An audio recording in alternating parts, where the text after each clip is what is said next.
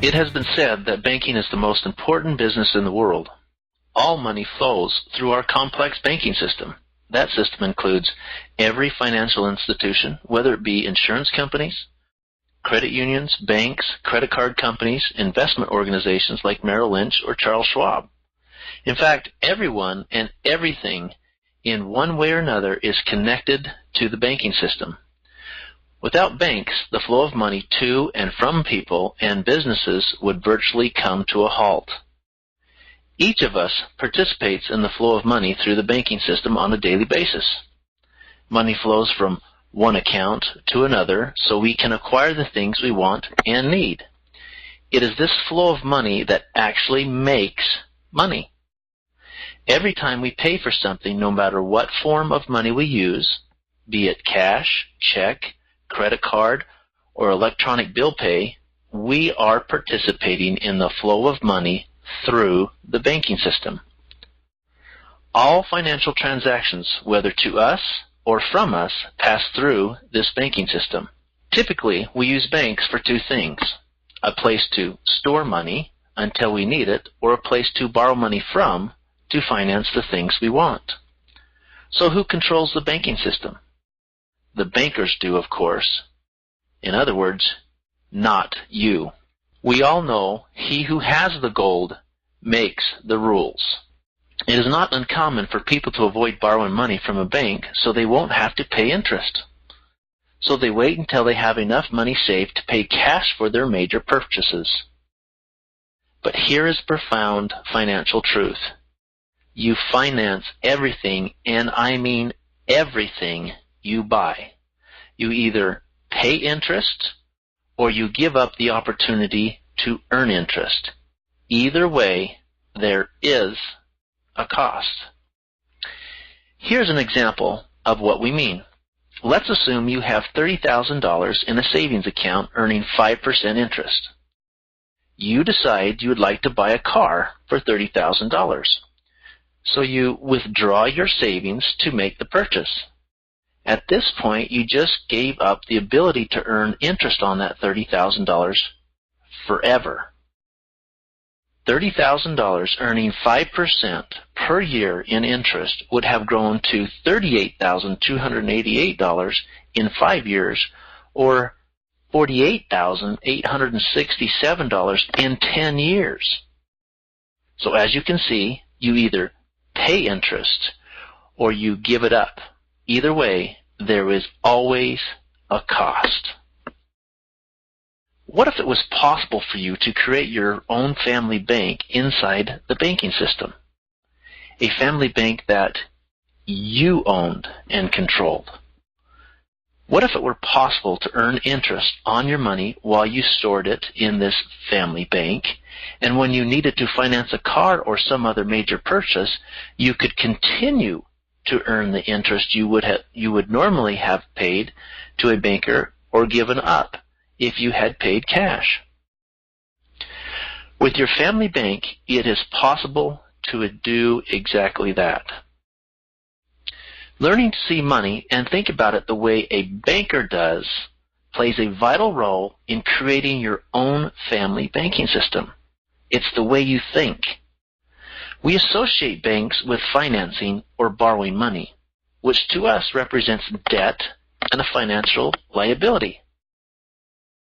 But to the banker, our debt is an asset and is a way to make money and to build wealth for the bank. Banks use something called the velocity of money as one of their financial strategies to make money.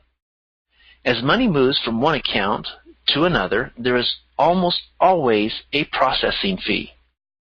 One form of that fee is interest. The faster a banker can move money or loan it, the more interest he can earn. So his goal is to increase the speed at which loans are made. Let me explain. We would like to keep this explanation simple, so for the time being we're going to avoid discussing the Federal Reserve and its role in our fractional reserve banking system. So, assume for a moment that you have $100,000 and you could deposit in a bank. And let's further assume the bank was going to pay you 3% interest. On the same day you deposited your money with the bank, they approved someone for a home loan at 6%.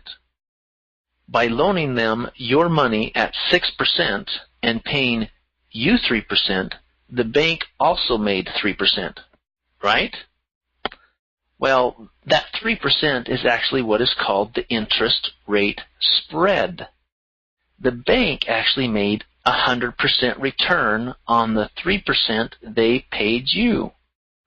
They used your money to earn $3,000 in interest for you and $3,000 in interest for them. But it gets even better because the new homeowner gave the $100,000 the bank loaned them to the seller of the home, who in turn put it back in the bank. Now the bank has the $100,000 to loan again, which they do to several people who want to buy cars. Those car buyers in turn give the money to the dealership, who returns the money back to the bank. Are you seeing a pattern here? Someone comes in for a home equity loan to remodel their home. They give the money to the contractor, who puts the money back in the bank. Some people come into the bank wanting to consolidate their debt, and so the bank loans them the money to pay off their credit cards, and the credit card company puts the money back in the bank. As you can see, the spread for each of those transactions is 3, 4, 5, and 8%, or for a total spread of 20%. If all those transactions happened every week, the bank would earn over 250% return on your money. So from the banker's side of the desk, the goal is to make loans to as many creditworthy borrowers as possible, as fast as he can, to use the velocity of money to his advantage. The question is, which side of the banker's desk do you want to be on? In addition to the velocity of money, banks employ another financial strategy to make money. It's called interest volume, and it works kind of like this. Let's say you borrowed $20,000 to buy a car, and the bank set the interest rate at 8% and a repayment period of 48 months. That would require a payment of $488 a month. As you can see in our example, even though the interest rate is 8%, the interest volume is 24.7% of all the payments made in the first year. In the second year, it's 21.5%. The third, 17.8%. And at the end of 4 years, the total volume of interest you paid on the loan is 14.4%. Where did the 8% go? Here's another example of how the volume of interest is significantly higher than the interest rate. This is a standard 30-year mortgage for $200,000 at 6% interest. Once again, we see that even though the interest rate is 6%, the volume of interest collected by the bank is 82.9% of all the payments made in the first year. It doesn't get much better from there. By the 5th year, the volume of interest is still 78.3% of all payments made. Over the 30-year lifespan of the loan, 53.7% of all payments made were interest. We teach people how to implement the unique financial strategy we call the family banking system, so they can begin to see money through banker's eyes and think like a banker and begin to use the velocity of money and the volume of interest to their financial advantage instead of to the banker's advantage. In order to use the velocity of money and interest volume in the wealth building process, the banker first needs money or capital to loan. He gets this capital from depositors who need a place to store their money until they want to use it and who would like to earn interest on it as well. So now that we understand how a banker thinks, we need to do the first thing as a banker does. In other words, we need to capitalize our bank. We need to get some deposits. We all have a banking system. We just didn't realize it, and we don't have control of most of it. And the part we do control is typically not organized to create maximum benefits for us. Every dollar you have access to is already part of your banking system. The paychecks you receive, if you own a business, the cash that flows through that business, the money in your personal and business checking and savings accounts, the cash in your purse or wallet, the available credit on your credit cards, if you have a 401k or an IRA, it's all part of your banking system. These we're going to call your capital assets.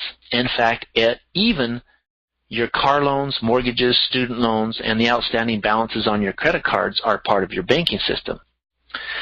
These represent the negative cash flow or debts of your banking system. But remember, they represent an asset to the financial institution you borrowed the money from. The key is to shift that cash flow to your family banking system and convert your debt from a liability you owe to someone else into an asset you own and control with your family banking system. Everyone's financial circumstances are different, so the process of capitalizing your bank will depend on your current personal or business cash flows, how much capital you already have, where it is located, its accessibility, and what your current debt structures are. We help people organize and systematize their banking system so that each aspect works for them instead of against them. Once the banking system is organized and in place, we begin the process of educating people how to use their family banking system to create wealth for themselves instead of the bankers of the world. So let's look at the traditional way most people buy a car, which is to finance it. In our example, we're going to be paying $30,000 for our car. We are borrowing money at 6% for 72 months or 6 years. That will give us a payment of $495 per month. Over that period of time, we will pay a total of $35,640 in principal and interest. We are going to assume that at the end of 6 years, we sell the car, say for $10,000. That means we end up with a net loss of $25,640 on that car. This is what we call a wealth transfer. This is money that leaves our control, benefits someone else, and we never get it back. With the family banking system, we help people learn how to identify wealth transfers in their life so they can plug the financial leaks in their life and keep more of what they earn. We also teach people powerful financial strategies that identify additional capital creation sources.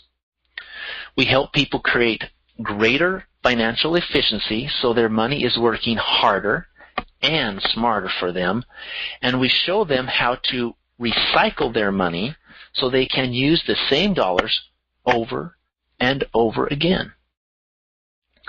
We can even show you how you can use your money to do multiple jobs, creating multiple benefits. This also means you can acquire more of the things you want, while at the same time using those same dollars to provide many of the things you need in life. So let's look at the new way to buy a car, the family banking way. We're going to buy the same $30,000 car, only this time we're going to pay cash for it. Now, where did we get the cash to pay for it? By identifying and then reducing and eliminating the wealth transfers in your life. Make no mistake, there's no magic here. It may take some time to accumulate enough money to buy this car, But once you have established a capital sum in your family banking system, you can apply this powerful strategy to your financial benefit for the rest of your life. Here's how it works. You pay cash for the car, but you amortize it at 6%, the same amount you would have been willing to pay the bank. That creates the same payment of $495 that you pay back to yourself every month for 72 months. You will pay the same $5,640 in interest, but instead of going to the bank, someone else's bank, it goes to your banking system that you own and control. You will pay the same $35,640 over that 6-year period. Assuming you sell the car for the same $10,000 as we did before, you would now have a total sum of $45,640 in your banking system. You started with $30,000, so your net capital gain is $15,640. So which would you rather have, a $25,640 loss in capital or a $15,640 gain in capital? The choice is really yours. Every day, we unnecessarily and in many cases unknowingly transfer our wealth away from us. Wealth transfers occur in many ways. Some of the biggest ones are taxes, consumer debts of all kinds, and the interest we pay on that debt. These are wealth transfers. Wealth transfers are like trying to fill a leaky bucket. No matter how much water you put in it, it will never stay full. But with the family banking system, we help people learn how to identify the wealth transfers in their life so they can plug the financial leaks in their life and keep more of what they earn. Once the leaks are plugged, you can fill the bucket even with a trickle. As you identify the wealth transfers in your life and plug the leaks in your financial bucket, you will begin to capitalize your family bank. Let's take a look at the family banking system in action. We're going to assume that there is currently a cash balance of $30,000 available to your family bank. At that point, we decide we need to buy a car. We are going to make a withdrawal of $30,000 to pay cash for a car, and then we are going to be a good banker and require that we pay ourselves back over a 4-year period of time at 6%. That creates a monthly payment of $701 per month that will allow us to deposit $8,412 back into our bank during the first year. So $30,000 minus the $30,000 for the car leaves us with a balance of $0. We are then going to add the payments of $8,412, which will leave us a balance of $8,412 in our bank at the end of year 1. Pretty simple. In year 2, we start out with a balance of $8,412, and now we want to buy an entertainment system. We withdraw $8,000 to purchase the entertainment system for cash, and again, like a good borrower, we make payments back to our bank at 10% for 3 years with a monthly payment of $256 or $3,072 per year. So a starting balance of $8,412 minus the $8,000 for the entertainment system leaves us a balance of $412. Then over the course of the year, we pay $8,412 for the car and make payments of $3,072 for the entertainment system to give us an ending balance of $11,896 at the end of 2 years. In year 3, we start out with that same balance of $11,896, and now we want to buy a boat. We withdraw $11,000 to purchase the boat for cash, and again, like a borrower, a disciplined borrower, we make payments back to our bank at 10% for 2 years, which gives us a payment of $503 per month or $6,036 per year.